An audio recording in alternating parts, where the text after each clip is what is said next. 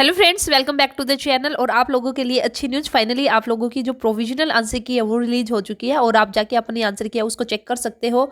देखिए, जो आपके पीजीटी के एग्जाम हुए थे 17 फरवरी को आपका पीजीटी का एग्जाम था, 17, 18 और जो आगे फिर आपका 23 को जो भी था, तो पीजीटी की जो आपकी आंसर की है वो रिलीज हो चुकी है। जल्द से जल्द जाइए और आप जाके अपनी आंसर की उसको चेक कीजिए और इसी के साथ ही देखिए फिर आपका कितना स्कोर बनता है।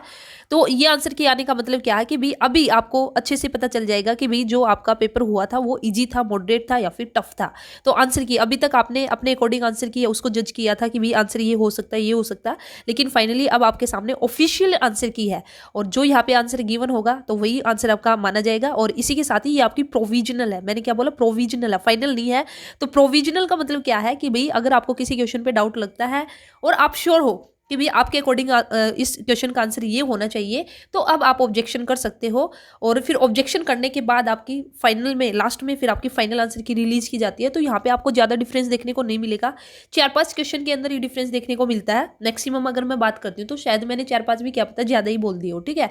वो तो आंसर की चेक करेंगे तभी पता चलेगा।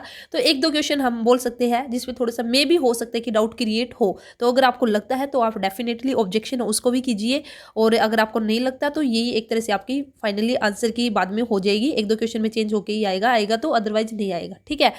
तो कहीं ना कहीं आप लोगों की फाइनल आंसर की आ चुकी है। अब दूध का दूध और पानी का पानी हो जाएगा। अब जो कट ऑफ है उसको भी हम अच्छे से डिसाइड कर सकते हैं कि भी जो पीजीटी है उसकी जो कट ऑफ है वो कितनी जा सकती है। तो जाइए, कट ऑफ तो हम बाद में आप लोगों को बताएंगे कि भाई अब कितनी जाएगी। उससे पहले आप अपनी आंसर की उसको चेक कीजिए और अपना स्कोर हमारे साथ शेयर कीजिए। उसी से फिर आइडिया होगा कि भी कट ऑफ जाने के कितने चांसेस आपके रहेंगे, कहाँ तक कट ऑफ जाएगी।